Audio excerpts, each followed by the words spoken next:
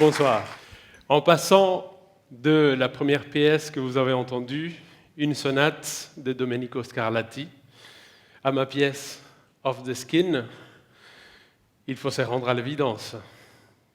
La musique n'est universelle que parce qu'elle est présente dans toutes les sociétés. Ces divers langages sont des codes que seuls les autochtones d'une culture ou les initiés peuvent comprendre avec justesse.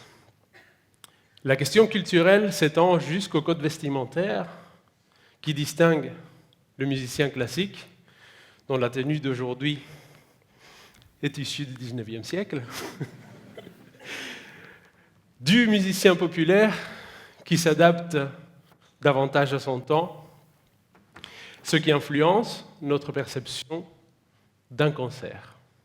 Mais le choix de la sonate de Scarlatti, œuvre baroque virtuose, et de ma pièce Off the Skin, œuvre électroacoustique, illustre aussi que par l'exigence de leur facture, ces œuvres peuvent coexister dans un même concert, donnant à celui-ci une grande diversité sonore. Ça m'amène à vous parler du schéma proposé aux pianistes et interprètes débutant une carrière internationale, qui est souvent très circonscrit. Il faut jouer du Schubert, du Mozart, telles œuvres de Beethoven ou de Chopin, œuvres certes fort intéressantes et qui garantissent la préservation d'une partie du patrimoine musical européen, mais qui tient peu compte de la diversité des répertoires pour piano existants dans le monde. À virtuosité égale, assurément peu d'entre vous connaîtront ici les musiques pour piano des compositeurs cubains comme Ernesto Lecuona, ayant vécu dans la première partie du XXe siècle et dont les pièces sont un parfait mélange des rythmes et mélodies issus des musiques afro-cubaines et espagnoles. Écoutons-en un extrait.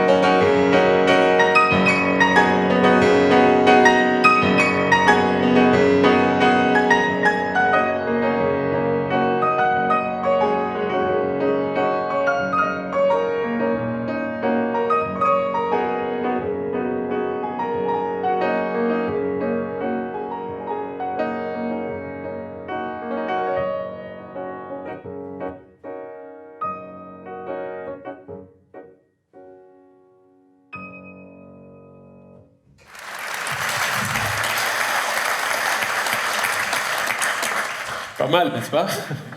Face à ce constat, je me suis posé une question fondamentale.